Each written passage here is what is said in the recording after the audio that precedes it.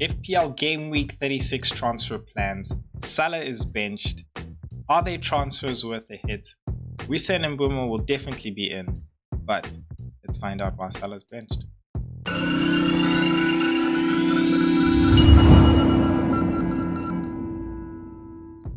All right, guys. Now we first have to start off with just where we ended off in Game 35. I got a good green arrow. Very happy about it. Didn't sneak into the top 100k, but that's why one of the reasons why we are making desperate measures. I say desperate because I think if you bench Salah, you're somewhat desperate. But I think it's not just about benching Salah. It's cat. Who are you benching Salah for? You know, not just the why. And yeah, so I'm happy with the way things went in Game Week 35. And my captaincy, Kevin De Bruyne, really came through for me, and it's more so because the other captains, like Marmoush, Mbeumo got an assist. Yeah, he got an assist. So that actually really worked out for me. I think it would have worked out even better if people like Isak blanked as well. But nonetheless, very happy, clawed up near to the top 100k. Actually, when I look at it as well, I'm not so far off from the top 50, from the top 50k as well. So I am aiming for top 100k, but I'm not putting it out of my mind, especially with the type of moves that I want to make right now. And speaking about moves, I think that's the best time to actually segue into what my transfer plans actually are for this game week. So very easy. I have one free transfer and 1 million in the bank, but what I'm definitely going to be doing is Gordon to Mbeumo, and then I will take a hit for Isak to Wissa. Now that's 100% definite, but here's where, for me, I will not lie to you, I've been battling, because this is where, are they transfers worth a hit? And I have Evan Nelson. I've been thinking maybe I should also do a Evan Nelson to Wood. And Wood's been out of form. Yes, fine, he's playing Leicester. It's not so much how much Wood is going to score, but it's whether or not Evan Nelson is actually going to score, because I do believe playing at home against Aston Villa, they will get at least a goal away. Where that goal is going to come from, it could come from Semenyo, it could come from Evan Nelson, it could come from Clifford. That's where the luck element in FPL now starts to come in. It's to, you're going to play that player and you're going to hope that he's the one out of the assets you have in that game is the one that walks away with the return, regardless of the underlying numbers that you see. And the underlying numbers I've seen, quite frankly, the informed strikers, once I've made that transfer from Isak to Wissa, will be the strikers that I have. That would be Wissa, I have Cunha, and I have Evan Nelson. So why then would I go for a striker who's not in form? And yeah, you'd say, Cat, the fixture, bro. Come on, dog. But I won't lie to you, I will be punching myself if Evan Nelson scores.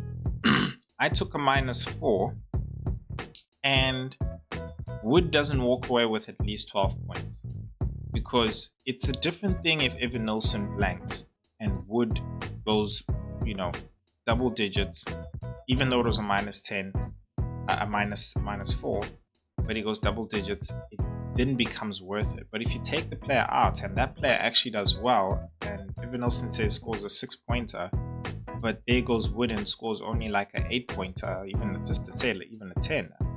Because Evan Nelson scored 6, it somewhat makes it like 10 points that I've lost. So that's been my conundrum over there, really, when it comes to taking a hit, because I believe that Bournemouth will actually score. It's a matter of fact of who is going to be that asset that actually scores there. I mean, Aston Villa does have a great defense. I just don't think they can keep a clean sheet necessarily away at Bournemouth in the specific game, because Bournemouth themselves are fighting for a European spot, number 8 as well. So they definitely gunning for it as well. They got something to fight for. And then I think, there is also the question of, really then going different. Like I said, I have Semenyo and even deciding whether or not I want to go further and take another hit when I'm already taking one hit already. If I do decide to take a hit, it would definitely be for an Evan Nilsson.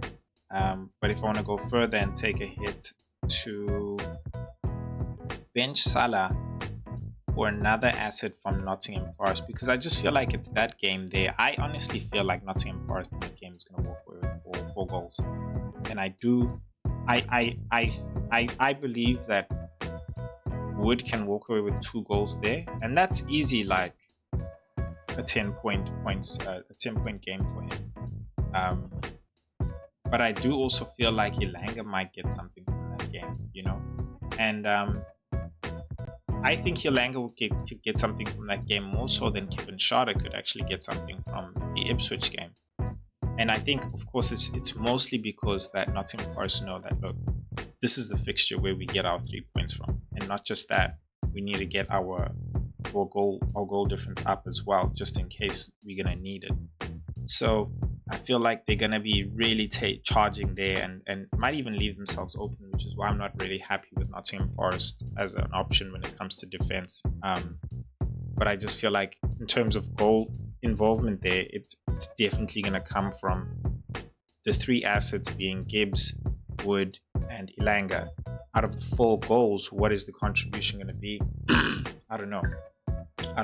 On the other end, and this is the negative side of me, being that game in Nottingham Forest, it could easily be a 2-1. It could easily be a 2-1 based on Nottingham Forest's form. Their numbers are bad ever since game week 30. Like, really bad, bro, for all of the assets there. So that's another reason why I just haven't necessarily been leaning more towards on taking any hits for Wood, as much as the Wood or Nottingham Forest, really, as much as the fixture is great. But I think, that's the best chance to ask you guys. Let me know in the description who you think really in terms of fixtures is Wood worth taking a hit? Is Elanga worth taking a hit for, like, to have a punt as well? Bearing in mind, the person you're taking him out, is that person themselves also going to score? Because then it becomes a really heavy hit. So yeah, let me know in the comment section. I do want to look at my team. We are going to take a look at my team right now, but before we do that, one thing I do want to ask is for you guys to please subscribe if you are loving the content, especially if you're new here. I basically am dropping 2 to 3 videos every week. I know the season's about to close, but I will be back again with another season next season. But thank you everybody who have subscribed already. Truly, really grateful for the support. Let me not waste your time any further. What I do want to do before I get into my team is just take a look at the Fantasy Football G league table and see where really this has put me. So the temperature is still soaring there. Not the greatest of game weeks, but it's still maintained his gap there between number 2, which is Marcel Oscar, who's been flying, really coming out of nowhere, really coming and overtaking Killer Squad, who is just jumped over into the 3rd spot there, right in front of slotting them away LFC, who hasn't necessarily had the best week this game week. Didn't make any transfers necessarily, but I think he's kept it for this week. So definitely will be watching out for some surprises there from Tiamo. And then Stingers FC still lurking there behind, slotting them away, hoping to sting him as well. So we will have to. Everybody's really going to have to be on their toes here, because the gaps necessarily aren't that wide. I know I might be modest considering my gap, but that's a game week. I overtook him in a game week, and if I can do that in a game week, so can him. So yeah, Marauders FC being there at number 6 as well, behind Stingers FC as well. That's where another bit of almost a 20 gap as well starts to open up there.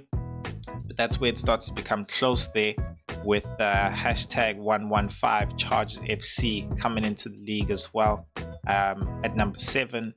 And not far behind him as well, climbing up, having struggled round about the 9th and 10th spot, Dallas Dominators. Kevin coming up with a good game week, 66 points as well. Watch out for him. And then number 9 as well. We all know him, Bloodline FC. He's got the top 10 bloodline in him as well. And then Macaroni and Cheese rounding it off at number 10 there as well. So that is the Fantasy Football G. The run-in is real, guys. The run-in is real in the mini league. Really exciting stuff. So let us get into the more exciting stuff, which is my team. And we are going to do this at the press conference. Press conference slide scene. So let's go. Right. Let's go through the squad. This is the squad as it stands. Work with me here. Remember, Gordon is gonna go out, as well as Isak for Mbuemo and Wissa. Excuse me. Now, what I'm gonna do is I'm gonna talk through my team, the selection, and why, and and then really give you my reason as to, Salah being benched and what I think and where my thinking is and where my headspace has been really. So in goals, I have Edison. I think it's self-explanatory there. I have no worries about him being benched or anything like that. Becker's on the bench there as well. Doesn't have a really favorable fixture, but good backup nonetheless. In defense, I have Munoz against Tottenham. Very hopeful there that he can actually score some good points and maybe even a goal as well. Was very close, so I'm very happy with that fixture there. Guardiola, same as Edison, of course happy. Really hoping Akanji can come in as well. Hopefully that could put then Guardiola on that left back side there, where he can start becoming more of an attacking asset as well for all of us. And then 8 Nori as well, the left back number 10. Playing against Brighton. I'm really hoping for a good game there at home. He did also menace Man City, but I'm very happy. All attacking defenders as well. Very good attacking defenders who can all actually get goals. I'm happy with that. Also differential, there's 8 Nori as well, so really happy with that. Going into the midfield now, Gordon there with the captaincy. Remember, that would be Mbuemo. I at the moment have him on captaincy. I have created a captaincy video which is linked over there if you guys want to see it as well. So check that out as well. Did a whole section on captaincy, who's the best options and everything for you guys as well, and why not other picks as well. Did a whole analysis and tables and showed you everything as well, and gave you top 3 captaincy picks as well as differential. So go check that out in the corner over there. And then Semenyo is really the one that benches Salah. Now, there's a time to go against Salah and there's a time just not to go against Salah, right? Now, I think this can be a time that's qualified to go against Salah, considering mainly because he's going up against an Arsenal. And I think there's a lot of narratives here that we can paint, but nonetheless, for me, I'm focusing more on the fact that it's Arsenal, greatest defense against one of the greatest attacks. And it's basically that, what happens when an unstoppable force meets an immovable object, and basically they cancel each other out. And that's really essentially what I'm seeing, and I think is going to happen. In the reverse fixture, Salah went and scored 10 points. So I know very well what Salah can do, and that was away.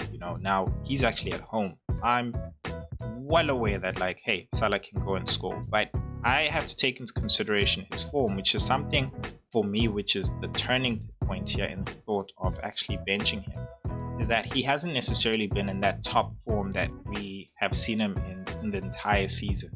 And so, whereas Semenyo and even Evan Nilsson as well come in here, and as I mentioned, that strikers trio of Wissa, remember, is going to be there in place of Isak, Evan Nilsson and Cunha. They're the top form strikers if you go and look at the form table.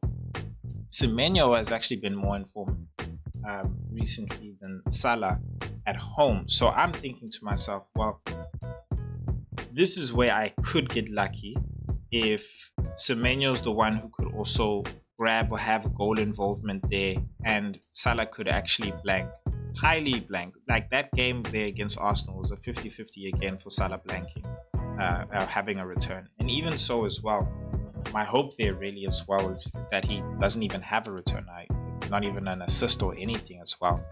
And Semenyo actually going and returning as well as Nelson, hoping even that they go as far as scoring 2 goals against Aston Villa. If that could happen, that could be a huge rank gain for me.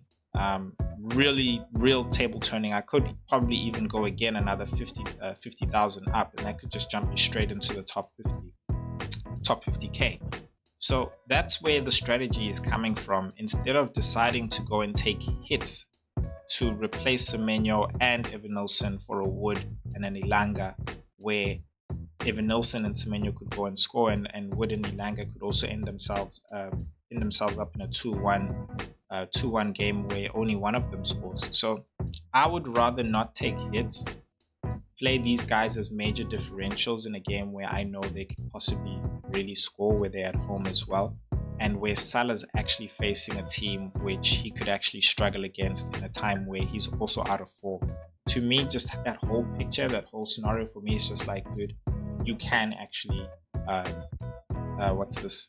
bench Salah. And so that's really where the decision comes from when it comes to benching Salah. If he returns, unlucky, but if he doesn't return and Semenyo and Evanilson return, then I'm very lucky, and things swung in my way, and that's really FPL game for you, De Bruyne coming in there at Southampton. A lot of people are worried that he's might not play, and guys, this is just me, right? This is me. That guy's gonna play, right? He's gonna play another 87 minutes or something like that. I myself am confidently sure of that. Like, don't even worry about that. On the hand of Haaland, just to mention him, I think he's the one that you shouldn't even be considering, quite frankly. I think even if he does start, I don't think he'll be that effective. I don't think he'll go all the way out because he's really trying to just get into the game as well, and so on. So I don't think he'll play a lot of minutes as well. So you don't really want to bring him in. And I know a lot of you as well will most likely sell Salah to get Haaland because the money. So I myself, if I were you guys, I wouldn't even consider Haaland. I think Wood would actually be a better asset than Haaland in this specific game, only because Haaland is coming from injury. So don't consider Haaland. Rather focus on De Bruyne. I'm very certain, guys, De Bruyne will play, so don't even worry about that. But when playing against Manchester United, I think that could go either way as well. He could return. He's also in form, and I'm very happy with that pick. Very happy with the midfield as well. All in-form players as well, who have somewhat returned in the previous game week. And then, as I mentioned, in the strike force, we'll have Wissa there, Evanilson, and Cunha. So that would be my team going into game week 36. You guys let me know what you think. Am I crazy? Sorry. Am I crazy benching Salah? Is it genius? Could it work? Is it a great way of actually gaining rank? Should I maybe take the hits for Wood? Is that what should happen? Really interested to know from you guys. Remember, please hit that subscribe button. Really would appreciate the love and support. And then here are the 2 videos that I made this week. One to help you out with the captaincy again, and then another one as well to help you out with transfers as well. I did top picks for each and every single position, transfers that you can actually take out. So yeah, I'll see you guys in the game week, and good luck. We'll see you guys. Peace.